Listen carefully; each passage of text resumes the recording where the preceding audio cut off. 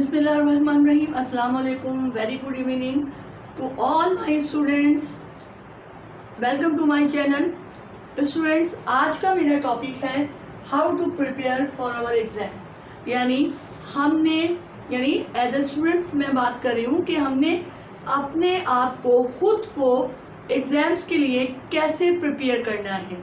Exams के लिए जो वीडियो ये आज की होने वाली है, इसका ये इस टाइम की क्या बेस्ट टाइम है इस वीडियो का या इस टॉपिक पे बात करने का, क्योंकि एग्ज़ाम में जस्ट 1 मंथ रह गया है। आफ्टर ईद आपके एग्ज़ाम्स हैं, तो आपने अभी से प्लानिंग करनी है कि किस तरह आपने खुद को एग्ज़ाम्स के लिए तैयार करना है ताकि आपके पेपर्स बहुत अच्छे हों। कुछ मैं आपको बातें समझाऊंगी, कुछ टिप्स दूंगी जिनको आप अडॉप्ट करेंगे, जिसके तहत आप अगर चलेंगे तो आप अपने आप को बहुत अच्छा एग्ज़ाम्स के लिए प्रिपेयर कर सकते हैं।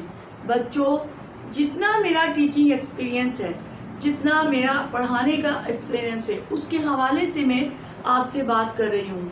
तो सबसे पहला पॉइंट ये आता है कि टाइम, कौन सा बेस्ट टाइम है कि जिस पर हम बहुत अच्छी अपनी प्रिपरेशन कर सकते हैं अपने एग्ज़ाम के लिए।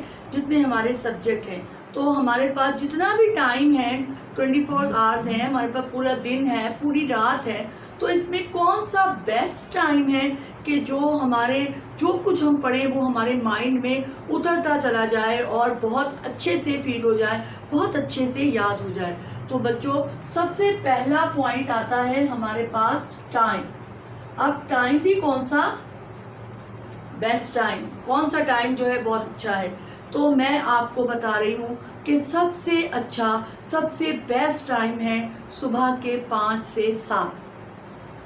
ये टाइम इतना अच्छा और इतना पुरसुकून होता है, इतना काम एंड क्वाइट होता है कि अगर आप इस टाइम उठ जाते, सुबह उठने के तो वैसे भी बहुत फ़ायदे हैं सेहत के लिए, हेल्थ के लिए। सुबह जल्दी उठना बहुत अच्छा है। उस वक्त कोई काम काज नहीं होता, किसी काम की टेंशन नहीं होती, सब आराम और सुकून में हो रहे होते हैं और आप फ्रेश उठते हैं, यानी आप थके हुए नहीं होते। आपको ना जिस्मानी थकन होती है, ना आपको जहनी थकन होती है, आप बिल्कुल फ्रेश होते हैं उस वक्त। देखिए, अब कहा जाता है ना कि तहज्जुद की नमाज और फजर की नमाज जितनी सुकून से, फजर की नमाज जितनी सुकून से हम पढ़ते हैं, हम जो भी दुआ सुबह के वक्त मानते हैं सुकून से, उतनी कहना चाहिए दुआ के अंदर जो अच्छी एक दिल से निकल रही होती है वो बात बाकी दिन में टाइम में नहीं आ रही होती, जो सुबह के वक्त होती है। तो सुबह के वक्त आप बिल्कुल फ्रेश हो रहे होते हैं, थके हुए नहीं होते, किसी किस्म की कोई टेंशन नहीं होती, बिल्कुल एक अच्छी नींद लेके फ्रेश उठते हैं। तो सुबह का टाइम जो है हमारे पास 5 से सुबह 5 बजे से 7 बजे तक है। अभी रमज़ान आने वाले हैं, आप सुबह उठेंगे। जब आप सुबह उठेंगे तो उस वक्त ही आप प्लान कर लें कि मैंने इतने से इतने बजे तक पढ़ना है, ठीक है। अब पढ़ना है तो टाइम तो आ गया ना, बेस्ट टाइम है। तो कितना टाइम को करना है, मेरे पास 4 वीक है और मेरे पास 7 सब्जेक्ट है। मैंने डिवाइड कर लिया, 4 डेज मुझे पर सब्जेक्ट को मिले। पर सब्जेक्ट में 10 यूनिट्स हैं, 9 यूनिट्स हैं, तो 4 डेज को 9 से डिवाइड कीजिए तो आपके पास कितना एक टाइम आ जाएगा, 4 to 5 आवर्स आ जाएंगे कि आपने एक यूनिट को देना है, ठीक है। तो आपने डेली ये काम करना है। तो अगर आप इस टाइम में उठकर, पहले तो अभी तो मैं आपको बता रही हूँ कि आपने कैसे प्रिपेयर करना है, बाद में मैं आपको बताऊंगी कि आपने टाइम मैनेजमेंट कैसे करनी है, अपने टाइम को कैसे मैनेज करना है। तो पहला जो आपका पॉइंट है वो टाइम है, यानी वक्त, कौन सा वक्त हमारे लिए बेस्ट है, कौन सा वक्त हमारे लिए सूटेबल है। तो ये पता चल गया आपको। आप एक दिन उठ के मेरे कहने पे आप 2-3 दिन पढ़ के देखिए, आपको ना अच्छा लगा हो तो फिर आप मुझे बताइएगा ज़रूर। दूसरा टाइम आ जाता है, दूसरा पॉइंट आता है health. Stay healthy, stay fit. जितने हेल्दी होंगे उतने ही फिट रहेंगे।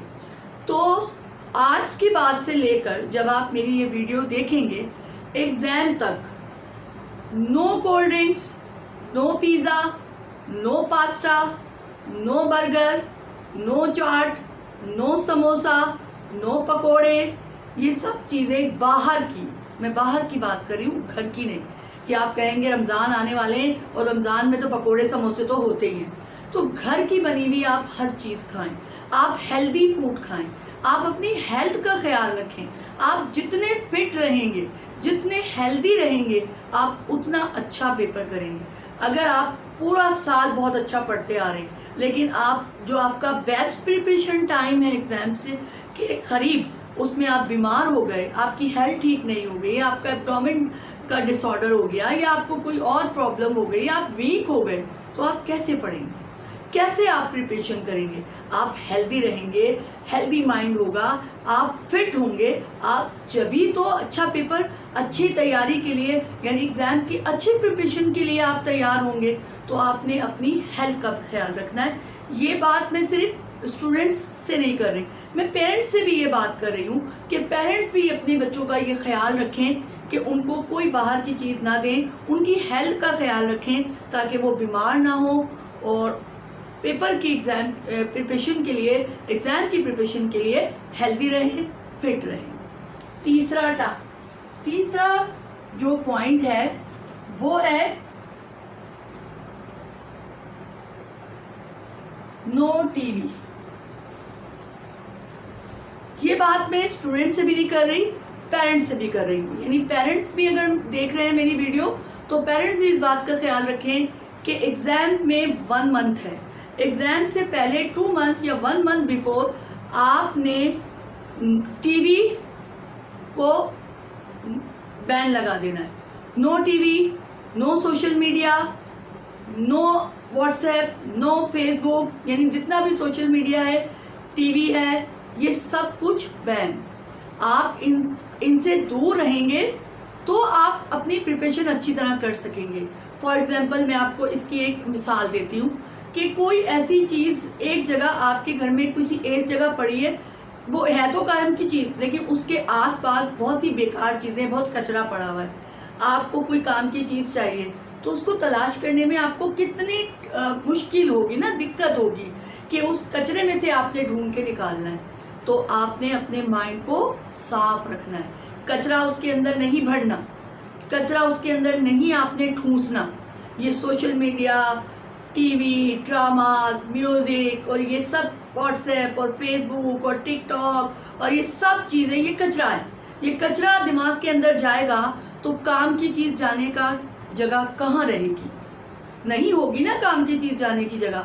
आपने अपने उसको, जिस तरह रमज़ान की प्रिपरेशन में हम अपना फ्रिज साफ़ सुथरा करके काम की चीज़ों के लिए जगह सेट कर लेते हैं, उसी तरीके से आप अपने बिफोर एग्ज़ाम अपने माइंड को, अपने जो ब्रेन है, अपना माइंड है, उसको साफ़ कर लें ताकि उसमें जो भी अच्छी चीज़ है वो आसानी से ठूंस जाए और जब आप उसको निकालें तो वो आपको जल्दी से याद आ जाए। आपको कचरा ठूंसा रहेगा तो क्या याद रहेगा, जगह ही नहीं रहेगी काम की चीज़ की।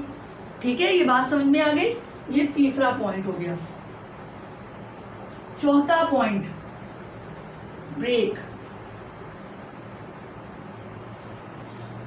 अब आपने टाइम डिवाइड कर लिया, मैनेज कर लिया कि मैंने एक यूनिट को 2 से 3 घंटे या एक सब्जेक्ट को डेली मैंने 3 घंटे देने, तो आप कंटिन्यूअसली 3 घंटे मत स्टडी कीजिए, आप थक जाएंगे, आपका माइंड थक जाएगा। तो जो आपका फर्स्ट जो आर होगा जिसमें आप पढ़ रहे होंगे ना, वो तो अच्छा दिमाग में जा रहा है। उसके बाद क्या होगा, जो दिमाग में जाएगा लेकिन निकल जाएगा, क्योंकि आपका माइंड जो है ना वो फ्रेश नहीं है, आप थक गए हैं। तो मुसलसल आपने नहीं पढ़ना है, आपने उसके अंदर छोटे छोटे ब्रेक्स लेने। आप 15 मिनट का ब्रेक ले लें, 20 मिनट का ब्रेक ले लें।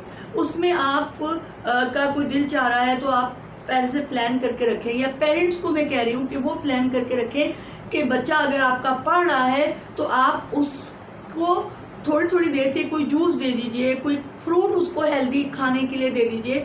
उसको ब्रेक करना है आपने मुसलसल नहीं पढ़ना। आपने कोई गेम खेल लेना है, आप एक राउंड लगा लीजिए, कोई टहल के आ जाइए, कोई अच्छी चीज़ खा लीजिए, कोई फ्रूट ले लीजिए। टीवी, मोबाइल, सोशल मीडिया की बात नहीं कर रही मैं, आपको आपको फ्रेश अप करने की बात कर रही हूँ कि आपने मुसलसल नहीं पढ़ना, थोड़ा सा फ्रेश होना है, छोटा सा ब्रेक लेना है, 15 या 10 मिनट का आपने ब्रेक लेना है, उसके बाद फिर अपनी स्टडी को कंटिन्यू रखना है।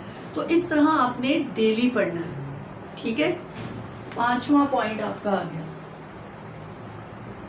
एग्जाम। अब जनाब आपने तैयारी कर ली, एग्जाम का दिन आ गया।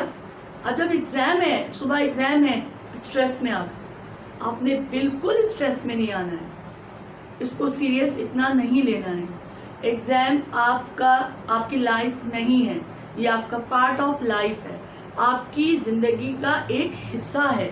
तो आपने बिल्कुल स्ट्रेस नहीं लेना। तैयारी कर ली लेकिन फिर भी स्ट्रेस में है, डर रहे हैं, अल्लाह पता नहीं क्या होगा, कैसा पेपर आएगा, क्या होगा।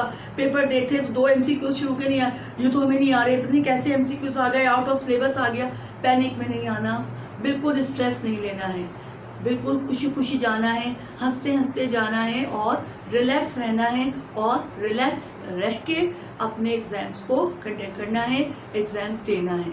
तो ये आज आप जो मैंने टिप्स बताई हैं आपसे, को 5 टिप्स आपसे शेयर की हैं, इन टिप्स को आप देखिए, सुनिए, समझिए और इसके मुताबिक आज से, बल्कि अभी से अपने आप को एग्ज़ाम के लिए प्रिपेयर कर लें। और जिन बच्चों को ये बात नहीं पता है, जिन बच्चों को मेरी ये बात नहीं पता चल रही है, आपको पता है, आप दूसरों को बताएं, आप दूसरों को समझाएं, उनको बताएं कि ये इस तरह इसको जो है टीचर ने समझाया है, तो इस तरह आप भी अपने आप को खुद को प्रिपेयर करें। तो ये टिप्स थी आपकी कि हमने कैसे प्रिपेयर करना है, फिर प्रिपरेशन कैसे करनी है, ये मैं आपको नेक्स्ट वीडियो में बताऊंगी। अगर आप मेरे चैनल पर नए हैं तो मेरे चैनल को ज़रूर सब्सक्राइब करें, लाइक करें, शेयर करें और बेल आइकन के बटन को ज़रूर प्रेस करें ताकि मेरी आने वाली वीडियोस आप तक वक्त पर पहुंच जाए। अल्लाह हाफिज़।